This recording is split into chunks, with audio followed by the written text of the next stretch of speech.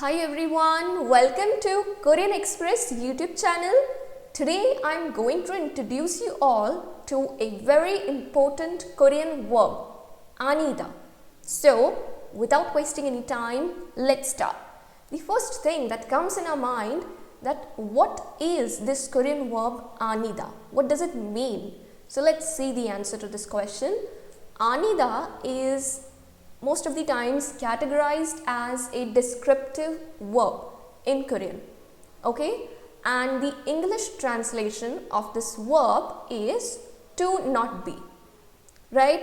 So by seeing the meaning of this verb, you can understand that it is the opposite of the Korean verb ida, which means to be in English, right? So anida, ida verb का opposite है. Ida means to be and anida means to not be. Okay, so basically इसे कब use करते हैं? Anida, it is used to say that something or someone is not something or someone, which means it is used to describe the state of not being something. Okay, focused on this word not, right? To be, to not be. Okay, now there are many ways to create negative sentences in Korean language and we are going to learn about all of these ways, but amongst all of them, anida is also a way to create negative sentences in Korean language. Okay, Korean में बहुत सारे negative sentences बनाने के तरीके हैं, लेकिन उनमें से आनीता वर्ब का यूज करना एक तरीका है. तो आज हम सीखेंगे कि कैसे कोरियन लैंग्वेज में हम नेगेटिव सेंटेंसेस बना सकते हैं. Fine. Now the next question that comes in our mind is how to use आनीता in Korean sentences. What is the format of using this verb? So remember one thing, that it is used a little bit differently than ida. ida को हम जिस तरह से sentences में use करते थे उस तरह से आनीता को नहीं करेंगे. इसको यूज करने का थोड़ा सा डिफरेंट तरीका है. Let's see how. Now, unlike ida, it is not attached directly to the noun it is describing. Now, we know that whenever we use ida in a sentence, then ida is directly attached to the noun that it is describing.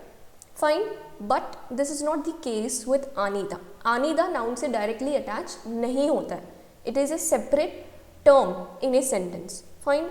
Now, second thing is, while using anida, you need to attach the subject marker e or kha to the noun that anida is describing. Fine, this is the format of using anida in a sentence. Okay, now let's see this note. We know that if you want to use any verb in a sentence, then it has to be conjugated first before using, right? So similarly, anida being a verb, it also needs to be conjugated before using it in a sentence. So we are going to learn the conjugation of anida in past, present and future tense in the three honorific forms, that is casual, informal and formal form.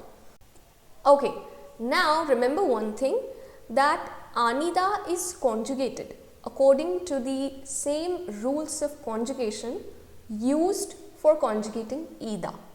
Okay, ida को हमने जिन rules के basis पे conjugate किया था, same वही rules apply होंगे anida पे भी, except for one case when anida is conjugated in the informal form in present tense. Okay, we are going to talk about that now.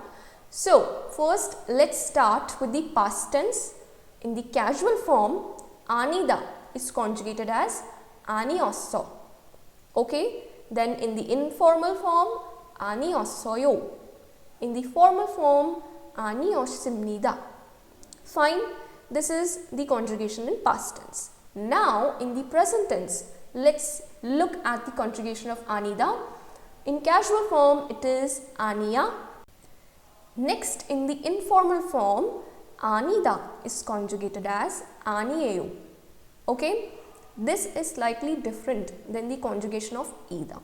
ida के case में जो ending होती है वो ये यो होती है, right?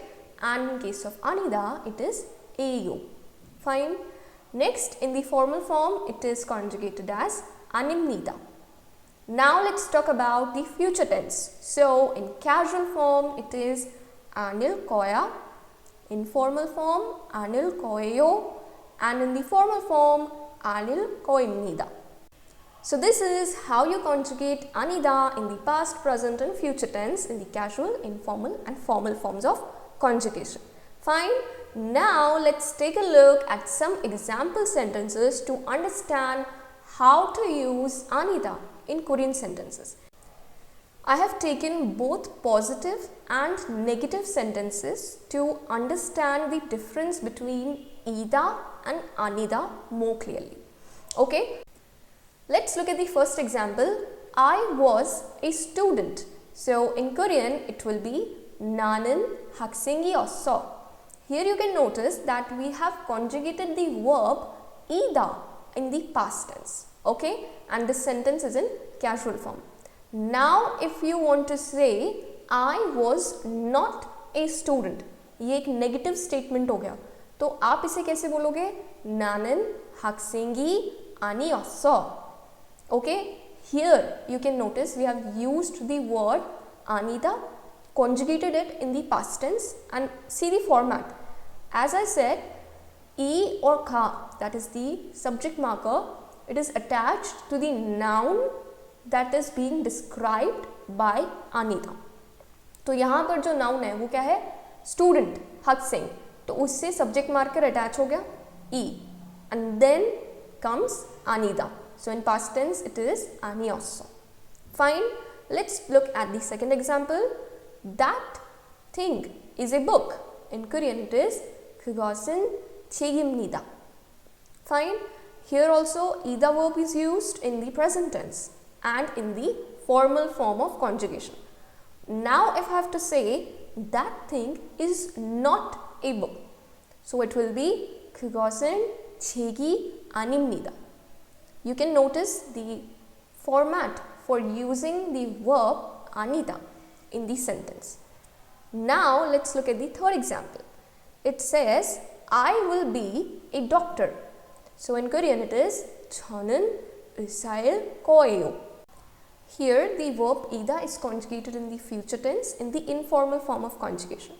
Now if you have to say I will not be a doctor, negative form of this sentence. So it will be 저는 의사가 아닐 거예요.